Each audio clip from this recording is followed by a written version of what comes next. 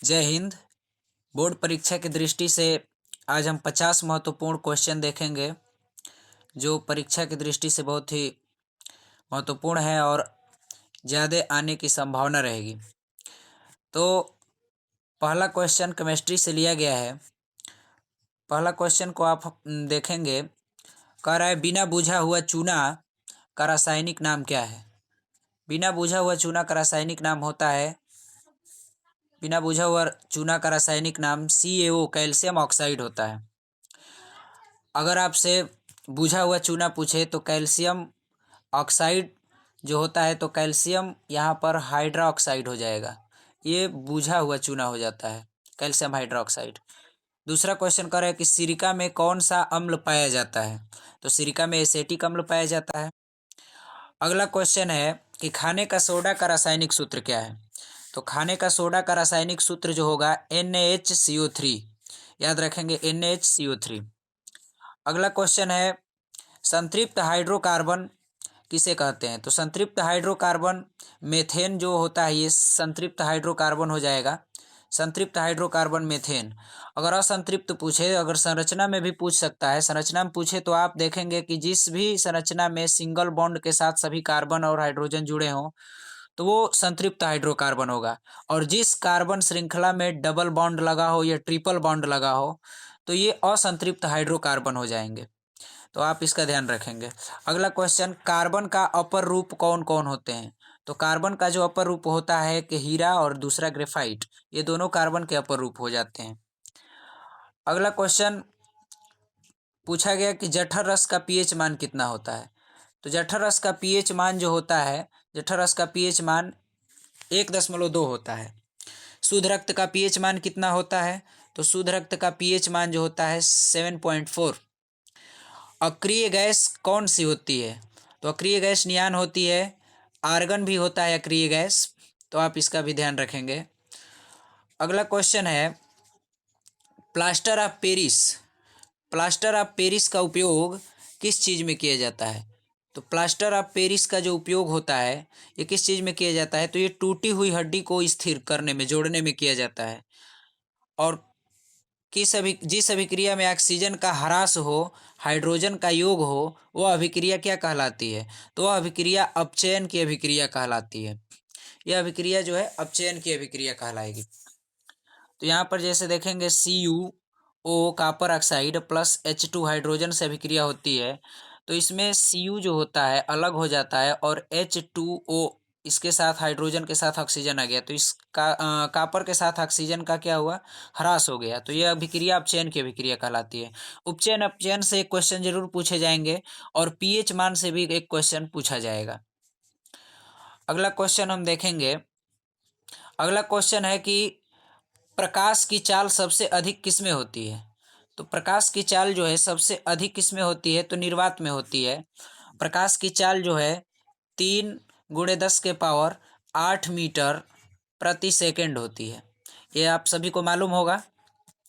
अगला क्वेश्चन है कि वायु में प्रकाश का अपवर्तनांक कितना होता है। तो ये मोस्ट इंपॉर्टेंट रहेगा, 1.003। अपवर्तनांक से भी ये क्वेश्चन पूछे जाएंगे।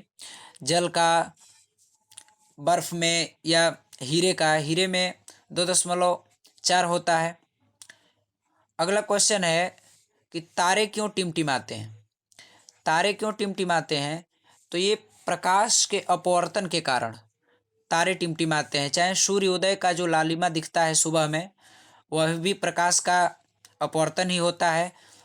पानी में या ग्लास में पेंसिल का तिरछा दिखना, ये भी प्रकाश का अपवर्तन का ही कारण है। तो ये सभी प्रकाश के अपवर्तन के कारण होते हैं। अगला क्वेश्चन है कि लेंस का आवर्धन सूत्र क्या होता है।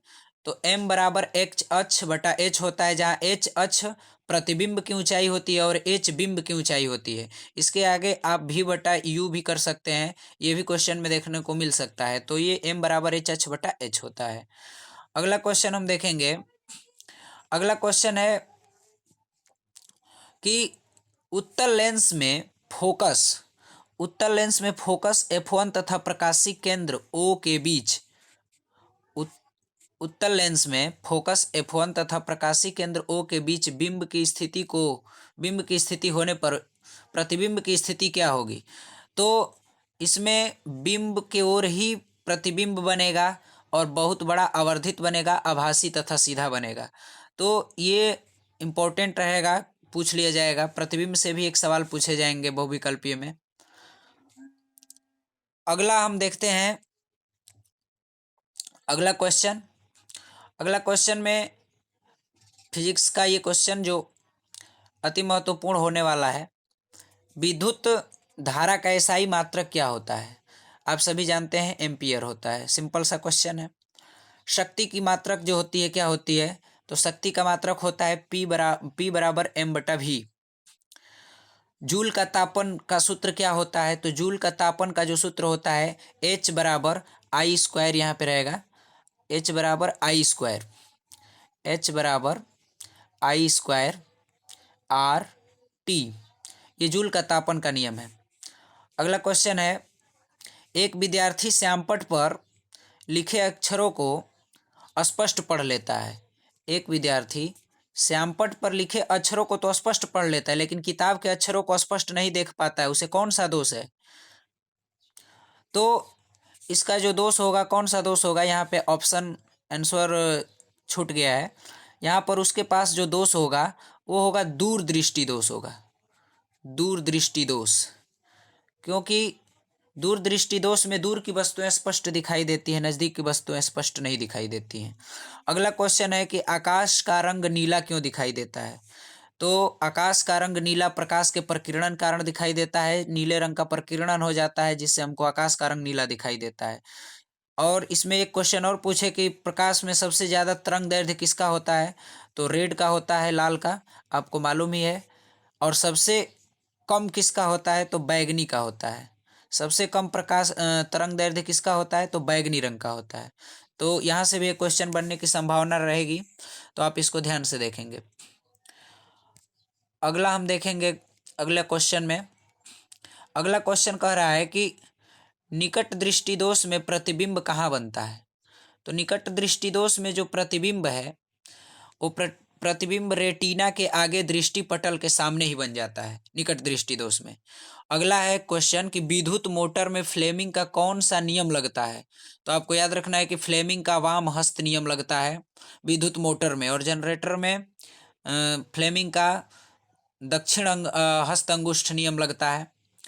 अगला क्वेश्चन कि गैल्वेनोमीटर क्या दर्शाता है?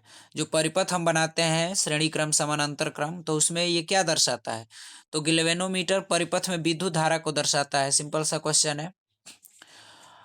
अगला क्वेश्चन हम देखेंगे कि यांत्रिक ऊर्जा को विद्युत ऊर्जा में बदलने की प्रक्रिया किसमें होती है? तो यांत्रिक ऊर्जा को विद्युत ऊर्जा में बदलने की जो प्रक्रिया होती है, ये जो प्रक्रिया होती है विद्युत जनित्र में होता है, जिसको जनरेटर हम कहते हैं। यांत्रिक ऊर्जा से विद्युत ऊर्जा में बदल देता है। अगला क्वेश्चन कि घरेलू परिपथ में कौन सा क्रम संयोजित किया जाता है? तो घरेलू परिपथों में पार्श्व क्रम में या समानांतर क्रम में संयोजित किया जाता है। समानांतर क्रम में संयोजित करने पर एक युक्ति खराब होती है, बाकी युक्तियां चलती रहती हैं, आपको मालूम है। और श्रेणी क्रम में जोड़ देने पर कहीं से भी एक युक्ति अगर खराब हो जाती है तो पूरा जो है उपकरण ही बंद पड़ जाता है। अगला क्वेश्चन में हम देखेंगे कि बायोलॉजी से क्वेश्चन रहेगा कि मानव जो शरीर है, मानव शरीर का सबसे बड़ा उत्सर्जी अंग कौन सा है? तो हमारे अंदर उत्सर्जी अंग हमारा जो स्किन है वो भी होता है, त्वचा, फेफड़ा भी है, और सबसे बड़ा उत्सर्जी अंग हमारी किडनी है जो ब्रिक कहते हैं। अगला क्वेश्चन कि लार में कौन सा एंजाइम पाया जाता है? तो लार में जो है टाइलिन एंजाइम पाया जाता है। एंजाइम से भी क्वेश्चन आपको एक दो देखने को जरूर मिलेगा। अगला क्वेश्चन कि प्रोटीन का पाचन किस एंजाइम द्वारा होता है?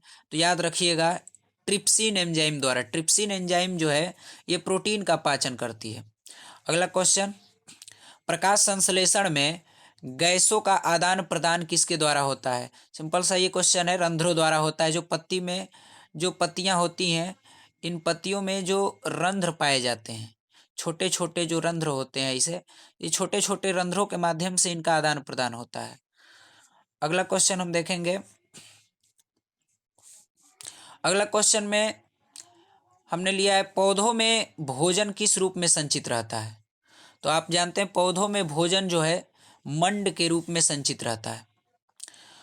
अगला क्वेश्चन मोस्ट इंपॉर्टेंट, अलैंगिक जनन मुकुलन द्वारा होता है। किस द्वारा होता है, किस जीव के द्वारा? तो इष्ट के द्वारा अलैंगिक जनन मुकुलन द्वारा होता है।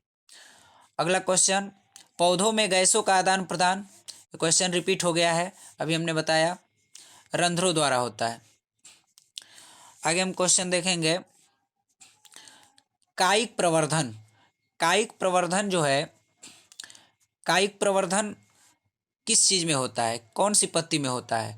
तो कायिक प्रवर्धन जो होता है ब्रायोफिलम, ब्रायोफिलम की पत्ती जो होती है, आपने पढ़ा होगा ऐसे पत्तियां जो होती हैं और इसी के किनारे से ऐसे जड़ तना पत्ता सब निकल के पौधा बन जाता है। ये इसमें जड़ों की ज़रूरत नहीं होती है, तो ब्रायोफिलम इसका नाम है। इसके अलावा अंगूर गुलाब आदि में भी ये कायिक प्रवर्धन होता है।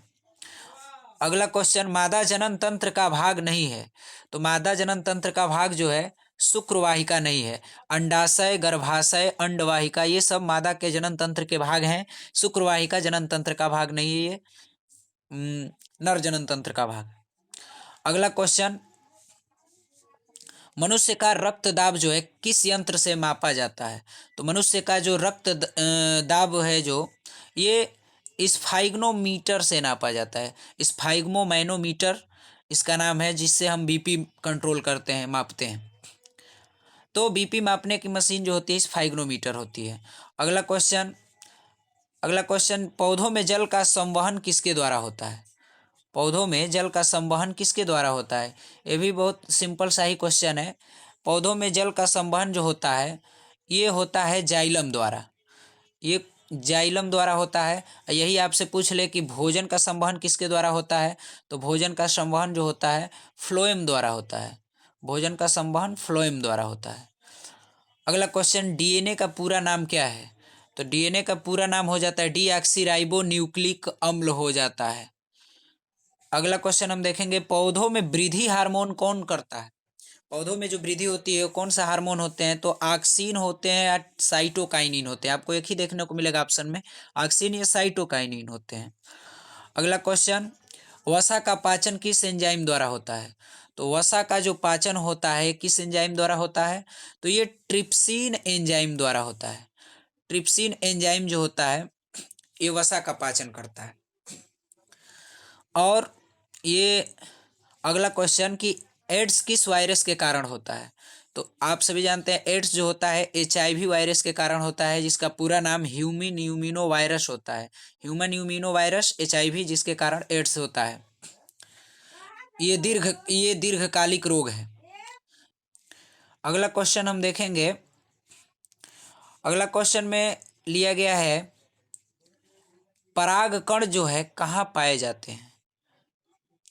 आप सभी को बहुत ही इम्पोर्टेंट क्वेश्चन इसमें इंक्लूड किया गया है, जो एग्ज़ाम की दृष्टि से बनाया गया है, तो आप इसको ध्यानपूर्वक देख करके ही जाएंगे। इसमें से 2 4 या 5 क्वेश्चन जरूर देखने को आपको मिल सकता है। अगला क्वेश्चन है कि परागकण कहाँ पाए जाते हैं? तो परागकण परागकोश में पाए जाते हैं। आपको याद होगा जो हमने पुष्प बनाया था, ये पुष्प में ऐसे यहाँ पर गोल गोल जो होता है इसी में होते हैं परागकण, और इसको कहते हैं परागकोश। अगला क्वेश्चन है कि कौन पुष्प एक लिंगी होते हैं? तो पपीता हो गया, तरबूज हो गया, ये एक लिंगी पुष्प कहे जाते हैं। इनके जो पुष्प होते हैं एक लिंगी होते हैं। अगला जो है, अगला क्वेश्चन है कि एस्ट्रोजन हार्मोन किस में पाया जाता है? तो एस्ट्रोजन जो हार्मोन है, एस्ट्रोजन हार्मोन किस में पाया जाता है? तो मादा के जननांग में पाया जाता है। जो मादा का जनन तंत्र होता है उसमें एस्ट्रोजन पाया जाता है। यही अगर नर जनन तंत्र में पूछे तो टेस्टोस्टेरान पाया जाता है। आप इसका ध्यान रखेंगे। अगला क्वेश्चन आनुवंशिकता से लिया गया कि ये क्वेश्चन आनुवंशिकता से है। शुद्ध लंबा, शुद्ध लंबा जो है, शुद्ध लंबा को कैपिटल TT से दिखाते हैं हम, शुद्ध बौना स्मॉल TT, ये दोनों मटर के पौधों में क्रॉस कराया गया तो F2 पीढ़ी में कैसे पौधे विकसित होते हैं? तो F2 पौधों में, F2 पीढ़ी में सभी लंबे पौधे विकसित होते हैं और लंबे सभी पौधों को इसे कैपिटल टी और स्मॉल टी से हम दिखा सकते हैं। अगला क्वेश्चन है, अगला क्वेश्चन में हम देखेंगे कि पहला है पर्यावरण से, इसमें क्वेश्चन लिया गया है कि जीवाश्म ईंधन क्या है। तो जीवाश्म ईंधन जो होता है, जीवाश्म ईंधन बहुत सिंपल क्वेश्चन है, बताया भी गया है आपको। कोयला जो होता है, पेट्रोल होता है, डीजल होता है। तो कोयला, पेट्रोल, डीजल, कोयला, पेट्रोल और डीजल, ये केरोसिन, लकड़ी, सभी जीवाश्म ईंधन कहे जाते हैं। अगला क्वेश्चन, ओजोन परत जो है, ओजोन परत किस गैस के कारण अपक्षयित हो रहा है। तो ओजोन परत है CFCs का कारण अपक्षयित हो रहा है, क्लोरोफ्लोरोकार्बन के कारण अपक्षयित हो रहा है। ओजोन परत को O3 से दिखाते हैं, इसका रासायनिक नाम। अगला क्वेश्चन कि नवीकरणीय ऊर्जा के स्रोत क्या हैं। तो नवीकरणीय ऊर्जा का मतलब ये होता है कि जिसको हम बना सके, उत्पन्न कर सके, इसकी कोई कमी न रह जाए, जैसे जैसे उपभुक्त हो रहा है फिर बनता जा रहा है। और कोयला, पेट्रोल, डीजल है, ये सीमित भंडार है, कभी ना कभी खत्म हो जाएगा, लेकिन ये इसको हम बनाते रहेंगे और चलाते रहेंगे, इसका यूज़ करते रहेंगे, तो इसको नवीकरणीय ऊर्जा कहते हैं। तो जो नवीकरणीय ऊर्जा है, पवन ऊर्जा, जल विद्युत ऊर्जा, सौर ऊर्जा, ये सभी ऊर्जा जो होती है नवीकरणीय ऊर्जा में आती है। अगला क्वेश्चन है कि प्राथमिक उपभोक्ता कौन होते हैं। प्राथमिक उपभोक्ता जो हैं कौन होते हैं। तो प्राथमिक उपभोक्ता आपको मालूम है कि उत्पादक जो होते हैं पौधे होते हैं, और उनको खाने वाले प्राथमिक उपभोक्ता, उनको खाने वाले द्वितीयक उपभोक्ता, जो सब कुछ ऊपर होते हैं उस तृतीय उपभोक्ता में आते हैं। तो शाकाहारी जंतु जो हैं ये कहे जाएंगे प्राथमिक उपभोक्ता कहे जाते हैं। तो ये प्रश्न कैसा रहा, वीडियो कैसा लगा, आप कमेंट बॉक्स में ज़रूर बताएं और सांवरिया एजुकेशन को सब्सक्राइब करें। धन्यवाद।